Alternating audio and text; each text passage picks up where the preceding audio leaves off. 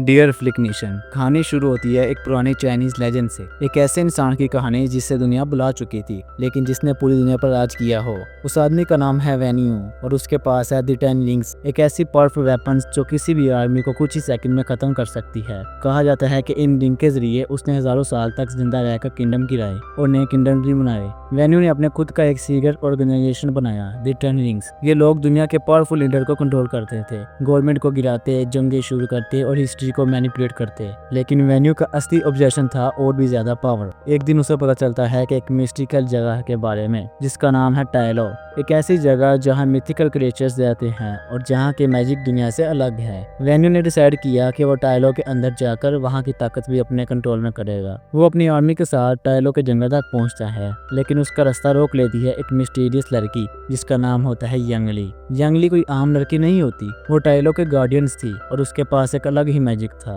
Venue और यंगलिंग के बीच एक जबरदस्त फाइट शुरू होती है, लेकिन ये फाइट दिखने में लड़ाई थी लेकिन अंदर से ये कुछ और ही था। जब दोनों की आंखें टकराती है तो एक कनेक्शन महसूस होता है। यंगली उसे हराती भी है लेकिन मारने की जगह उसका दिल जीत लेती है। वेन्यू अपनी आर्मी वापस भेज देता है और अपना दिल उस लड़की का नाम कर देता है। वेन्यू को उस लड़की से मोहब्बत होती है और फिर दोनों एक साथ नया जीवन शुरू करते हैं टाइलोंग से बाहर। वेन्यू ने अपना 10 रिंग्स को पहना छोड़ दिया होता है और एक नॉर्मल जिंदगी जीने लगता है। उसके 2 बच्चे होते हैं, शेंगची और उसकी बहन जेलिन। वेन्यू एक फादर बन गया होता है और यंगली ने उसे एक इंसान बनाया। लेकिन हर कहानी में एक अंधेरा मोड़ जरूर आता है। एक दिन कुछ लोग उनके घर पर अटैक करते हैं। यंगली अपने बच्चों को बचाने के लिए अपनी जान दे देती है। वेन्यू के अंदर का पुराना मॉन्स्टर वापस आ जाता है। वो अपने 10 रिंग्स को दोबारा पहन लेता है और हर उस इंसान से बदला लेता है जो इस हमले के लिए जिम्मेदार था। इसके बाद उसका प्यार उसके दर्द में बदल गया। उसने अपने बेटे शेंगची को एक कातिल बनाने का फैसला किया। सिर्फ 7 साल की उम्र में शेंगची की ट्रेनिंग शुरू हो गई, मारना, लड़ना और दर्द को इग्नोर करना। वो सिर्फ एक बच्चा नहीं रहा, वो बन गया है एक वेपन। लेकिन 14 साल की उम्र में जब वेन्यू ने उसे एक आदमी को मारने भेजा तो शेंगची भाग गया। वो छोड़कर चला गया अपना घर, अपने बाप को, अपने पास को। अब कहानी आती है प्रेजेंट डे में सैन फ्रांसिस्को में। शेंगची अपना नाम छुपाकर शाउन बनाकर छुपा हुआ है। वो एक नॉर्मल जिंदगी जी रहा है, वैलेट ड्राइवर का काम करता है अपने बेस्ट फ्रेंड कैटी के साथ। कैटी एक फनी एनर्जेटिक लड़की है और दोनों का बॉन्ड काफी स्ट्रॉन्ग है। दोनों चिल करते हैं, गाड़ियां पार करते हैं और जिंदगी को सीरियस नहीं लेते। लेकिन कैटी को नहीं पता कि शाउन का असली नाम शेंगची है और उसका पास कितना डार्क है। एक दिन जब दोनों एक बस में ट्रैवल कर रहे होते हैं तो तब भी एक आदमी उन पर अटैक करता है, एक छोटा सा पेंडेंट लेने के लिए जो कि उसकी माँ ने उसे दिया था। यहाँ होती है एक जबरदस्त फाइट। शेंगची पहली बार अपने हिडन मार्शल आर्ट स्किल का यूज करता है। पब्लिक शॉक में होती है। कैटी की तो आंखें खुली की खुली रह जाती है। एक रोबोटिक आर्म वाला फाइटर राजोर्फ भी बस के अंदर अटैक करता है। शेंगची हर मूव मास्टरफुली करता है, जंप करता है, विंडो से निकलता है, पोल्स का यूज करता है, एक एक अटैकर को गिराता है। कैटी स्टीयरिंग संभालती है और दोनों किसी तरीके से बच जाते हैं लेकिन पेंडेंट चोरी हो जाता है। यहाँ कैटी को पता चलता है कि शॉन असल में शेंगची है और उसके पास एक डेंजरस पास्ट है। शेंगची उसे बताता है कि एक और पेंडेंट उसकी बहन जेलिंग के पास है और अगर कोई उसका पेंडेंट भी चुरा रहा है तो इसका मतलब है कि 10 रिंग ऑर्गेनाइजेशन वापस आ चुकी है। शेंगची और कैटी तुरंत निकलते हैं मकाओ की तरफ, एक जगह जहाँ जेलिंग अपना काम करती है। वहाँ पहुंचकर वो दोनों एक टेल बिल्डिंग के अंदर जाते हैं जहाँ लिखा होता है गोल्डन ड्रैगन्स क्लब। ये एक अंडरग्राउंड फाइट क्लब होता है जहां दुनिया बाहर के फाइटर्स एक दूसरे से लड़ते हैं लाइव ऑडियंस के सामने। जब शेंगची वहां जाता है तो उसे मालूम होता है कि उसकी फाइट ऑलरेडी शेड्यूल्ड है और जिसके अगेंस्ट वो लड़ने वाला है तो वो कोई और नहीं बल्कि उसकी बहन जेलिंग होती है। शेंगची शॉक में होता है लेकिन जेलिंग बिल्कुल शांत और थोड़ी सी नाराज भी। उसने 6 साल से अपने भाई को नहीं देखा और उसके डर का जवाब सिर्फ उसके मुखों में होता है। दोनों के बीच एक जबरदस्त फाइट होती है। शेंगची थोड़ा कंट्रोल करता है क्योंकि वो उसकी छोटी बहन होती है लेकिन जेलिंग पूरी स्ट्रेंथ लगाती है, वो उससे मार गिराती है, पूरी पब्लिक चीयर करती है। लेकिन फाइट के बाद दोनों फाइनली बात करते हैं। जेलिंग कहती है कि जब शेंगची उसे छोड़कर चला गया तो उससे अपना खुद का फाइट क्लब खोल लिया। उसने खुद को स्ट्रॉन्ग बनाया बिना किसी के मदद के। तभी इन दोनों को एक और शौक मिलता है कि 10 रिंग ऑर्गेनाइजेशन वहां भी पहुंच चुकी है। एक ग्रुप ऑफ कातिल क्लब पर अटैक करता है। उनका टारगेट है जेलिंग का पेंडेंट। बस जैसे ही शेंगची का पेंडेंट चुराया गया है वैसे ही अब जेलिंग का भी चुराया जाएगा। एक और केस सीन होता है बिल्डिंग के आउटर स्कॉफ होल्डिंग पर। शेंगची और जेलिंग दोनों लड़ रहे होते हैं टैकर से और कैटी नीचे से सिचुएशन को समझने की कोशिश करती है। शेंगची एक टैकर को गिराता है, जेलिंग अपनी मार्शल आर्ट स्किल से सबको सरप्राइज करती है। लेकिन फिर होता है सबसे बड़ा ट्विस्ट। अचानक सब कुछ रुक जाता है क्योंकि वहां एंट्री करता है वेन्यू। शेंग-ची और ज़ेलिंग का बाप। वो शांत होता है, पावरफुल है और बिल्कुल रूथलेस लगता है। उसके सोल्जर सबको कैप्चर कर लेते हैं, शेंग-ची, ज़ेलिंग और कैटी को भी। वेन्यू उन्हें ले जाता है अपने फोर्ट्रेस में, एक पुरानी जगह जहाँ 10 रिंग्स ऑर्गेनाइजेशन ऑपरेट करती है। यहाँ कैटी को भी उसके पास्ट लाइफ का एहसास होता है कि शेंग-ची का वर्ल्ड कितना अलग है। वेन्यू सबके सामने बैठा है और अपना मिशन बताता है। उसका कहना है कि तुम्हारी माँ यंगली अभी जिंदा है, वो टालो के अंदर लॉक्ड है और मैं उसे वापस देना चाहता हूँ। शेंग-ची शौक में होता है। वो कहता है कि माँ तो मर चुकी है, आपने हमें खुद बताया है। लेकिन वेन्यू का मानना है कि उसे अपनी वाइफ की आवाज़ सुनाई देती है जो उसे बुला रही है। उसके पास एक मैजिक मैप है जो टालो तक जाने का रास्ता दिखाता है। वो कह रहा होता है कि टालो के लोगों ने यंगली को कैप्टिव बना रखा है और अब वो जाकर उस गेट को तोड़ देगा जहाँ से उसकी आवाज़ आ रही होती है। शेंग-ची मना करता है लेकिन वेन्यू उसकी नहीं सुनता। वेन्यू के अंदर का दर्द भी देखते हैं। उसे लगता है कि दुनिया ने उससे सब कुछ छीन लिया है, पहले उसकी माँ, फिर उसका बेटा, अब वो उसका प्यार भी उससे छीना चाहते हैं। लेकिन वो समझ नहीं पा रहा कि जिसे वो आवाज़ समझ रहा है वो असल में किसी और चीज़ का सिग्नल है। ज़ेलिंग और शेंग-ची उसे वार्न करते हैं, ये टालो का गेट सिर्फ मैजिक से नहीं एक डेंजरस फोर्स को रोक रहा होता है। लेकिन वेन्यू ब्लेंडेड बाय लव है। वो कहता है अगर कोई सामने आएगा तो वो उसे मार देगा। उससे पहले भी दुनिया के रूल्स तोड़े हैं और अब भी वो ऐसा कर सकता है। शेंग-ची और ज़ेलिंग समझ चुके हैं कि यह सिर्फ उनके बाप का दर्द नहीं बल्कि एक डेंजरस गर्ल फैमिली है जो दुनिया के लिए खतरा बन सकती है। इसलिए तीनों शेंग-ची, ज़ेलिंग और कैटी फोर्ट्रेस से भागने का प्लान बनाते हैं। एक रात जब सब सो रहे होते हैं वो तीनों सीक्रेटली कंपाउंड के अंदर एक्सप्लोर करते हैं। तभी उनकी मुलाकात होती है एक ऐसे कैरेक्टर से जिसे देखकर ऑडियंस हिल जाती है, ट्रेवर स्लैटरी। हाँ, वही ट्रेवर जो आयरन मैन 3 में आया था, फेक मैंडारिन बनकर। वेन्यू ने उसे कैप्चर कर लिया होता है, लेकिन ट्रेवर अब उनका एंटरटेनर बन चुका होता है। उसके साथ होता है एक मैजिकल और हिलेरियस क्रिएचर, मोरिस, जिसके 2 पैर होते हैं लेकिन कोई चेहरा नहीं। मोरिस असल में टालो से आया है और वो एक चीज जानता है जो किसी को नहीं पता, मैजिक फॉरेस्ट के थ्रू असली रास्ता कौन सा है। ट्रेवर, कैटी और ज़ेलिंग को लेकर शेंग-ची एक ओल्ड घाटी में निकल पड़ता है।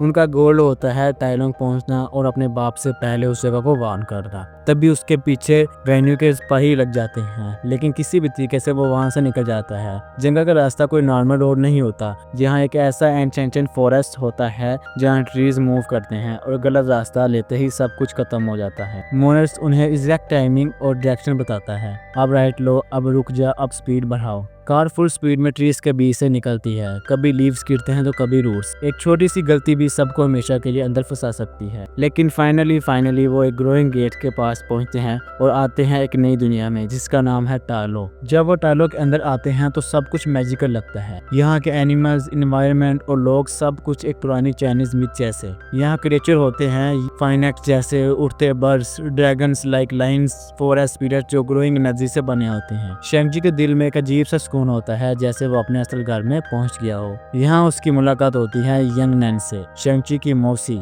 वो उन्हें बताती है कि वेन्यू जो आवाज़ सुन रहा है वो यंगली की नहीं है, वो आवाज़ आती है एक एंशिएंट डेमन की तरफ से जो डार्क गेट के अंदर बंद है। पहले एक मैसिव वार हुई थी जहां इस डेमन ने दुनिया को तबाह करने की कोशिश की थी, तभी टाइलो के लोगों ने उसे लॉक कर दिया और अब वो डेमन वेन्यू को यूज कर रहा है गेट खुलवाने के लिए। यंगनैन शेंग-ची और ज़ेलिंग को ट्रेन करने लगती है। शेंग-ची ट्रेडिशनल मार्शल आर्ट सीखने लगता है, लेकिन इस बार वो अपनी माँ के स्टाइल से सीखता है। उसकी माँ के मूव्स विंड जैसी फ्लो करते हैं, सॉफ्टनेस के साथ पावर। वो सीखता है कि कैसे अपने अंदर के गुस्से को चैनल करते हैं और इनर पीस से लड़ना क्या होता है। कैटी भी अपनी ट्रेनिंग शुरू करती है, आर्चरी सीखने लगती है। पूरा विलेज प्रिपेयर करता है क्योंकि वेन्यू और 10 रिंग्स किसी भी वक्त अटैक कर सकते हैं। यंग नैन उन्हें बताती है कि अगर डार्क गेट खुल गया तो अंदर के डेमन दुनिया में छूट जाएंगे और उनके पास पावर है कि किसी भी सोल को चूस लेने की। एक ही तरीका है कि गेट को बंद रखना और वेन्यू को रोकना। डायलॉग में सब लोग फाइनल बैटल के लिए तैयार हो रहे होते हैं। हर वेरियर अपने ट्रेडिशनल आर्मर और वेपन के साथ रेडी होता है। एक तरफ 10 रिंग्स, दूसरी तरफ डायलॉग के प्रोटेक्टर्स और बीच में खड़ा है शेंग-ची, एक ऐसा वेरियर जो दोनों दुनिया का हिस्सा है। अचानक से हवा में घूंघट जैसे ब्लैक ग्लोव्स दिखने लगते हैं। वेन्यू अपनी आर्मी के साथ पहुंचता है और बिना किसी वार्निंग के डायलॉग के एंट्रेंस पर अटैक शुरू कर देता है। 10 रिंग्स के फाइटर पावरफुल होते हैं, उनके हाथों में होती है एनर्जी बेस्ड वेपन, लेकिन डायलॉग के वेरियर भी किसी से कम नहीं होते। वह फाइट करते हैं नेचर की ताकत के साथ। शेंग-ची ने अपनी माँ का आर्मर पहना होता है और फ्रंट लाइन में खड़ा हो जाता है। ज़ेलिंग भी साइड बाय साइड अपने वेरियर्स को लीड करती है। कैटी एरो से एनिमीज को गिराती है और ट्रेवर कॉमिंग लीफ बनकर एक साइड में छुपा होता है, लेकिन मॉरिस उसे संभालता है। बैटल इंटेंस हो जाती है, हर तरफ फाइट होती है, लेकिन वेन्यू का गोल क्लियर है, डार्क गेट तक पहुंचना और उसे तोड़ देना। वेन्यू आगे बढ़ता है और उसके सामने खड़ा हो जाता है उसका बेटा शेंग-ची। एक इमोशनल और पावरफुल फेस ऑफ होता है। शेंग-ची कहता है माँ मर चुकी है, आपको जो आवाज सुनाई देती है वो सच नहीं है। लेकिन वेन्यू जवाब देता है मैं तुम लोगों को बचाने की कोशिश कर रहा हूँ, तुम समझ क्यों नहीं पा रहे। और फिर शुरू होती है उन दोनों के बीच फाइट। वेन्यू के पास होती है 10 रिंग्स, जबकि शेंग-ची अपने अंदर की स्ट्रेंथ से फाइट करता है। वेन्यू रिंग से पावरफुल एनर्जी ब्लास्ट करता है, शेंग-ची बार बार गिरता है लेकिन हर बार उठता है। फिर आता है वो मोमेंट जब शेंग-ची अपने अंदर की माँ की ताकत का यूज करता है। उसकी मूवमेंट सॉफ्ट होती है, वाइन जैसी फ्लोइंग, और उस मूवमेंट पे शेंग-ची रिंग्स को कंट्रोल करना शुरू कर देता है। वेन्यू शॉक्ड होता है, उसकी 10 रिंग्स अब शेंग-ची के आसपास घूम रही होती है,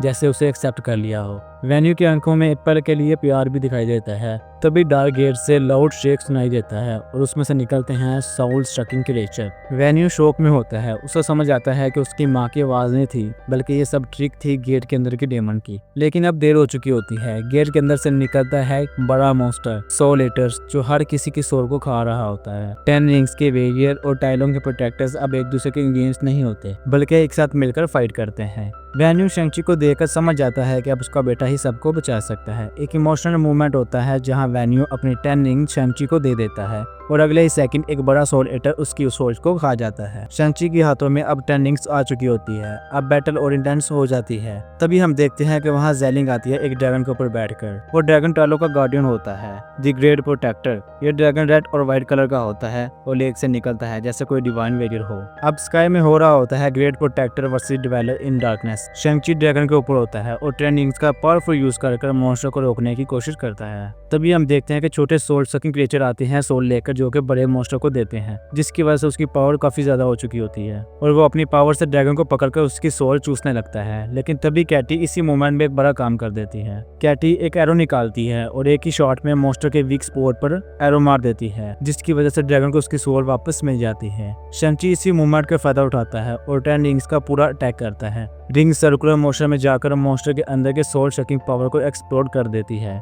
और फाइनली डिवेलर इन डार्कनेस एक जोर से चीख मारता है और उसकी बॉडी के पीसेस हो चुके होते हैं। स्काई साइलेंट होता है, हर तरफ एक इमोशनल सुकून छा जाता है। सब लोग नीचे आते हैं। कैटी और शेंग-ची एक दूसरे के गले लगते हैं। शेंग-ची अपनी माँ के गांव के लोगों के साथ कुछ वक्त बिताता है, यहाँ तक कि वो रस्म में अपनी माँ और बाप के लिए दिया जलाते हैं और पूरी रिस्पेक्ट के साथ उन्हें विदा देते हैं। यहाँ से कहानी मूव करती है एक क्लैम एंडिंग की तरफ, जहाँ शेंग-ची और कैटी वापस सैन फ्रांसिस्को लौट आते हैं। वो दोनों अपने फ्रेंड से मिलते हैं और उन्हें बताते हैं कि कैसे उन दोनों ने दुनिया को बचाया, लेकिन कोई भी उनकी बात का यकीन नहीं करता। तभी एक पोर्टल खुलता है और वहां से निकलता है बोंग, डॉक्टर स्ट्रेंज का फैन। बोंग उन्हें कहता है कि तुम दोनों को मेरे साथ चलना होगा। ये रिंग कुछ और ही कहानी सुना रही होती है और इसी के साथ Shang Chi and the legend of the 10 rings यहीं पर खत्म होती है। अगर आपको मेरी एक्सप्लेनेशन अच्छी लगी हो तो प्लीज इस वीडियो को लाइक शेयर कमेंट जरूर कीजिएगा। अगर आप चैनल पर नए हैं तो प्लीज चैनल को सब्सक्राइब करना मत भूलना। मैं मिलता हूँ आपसे नेक्स्ट वीडियो में।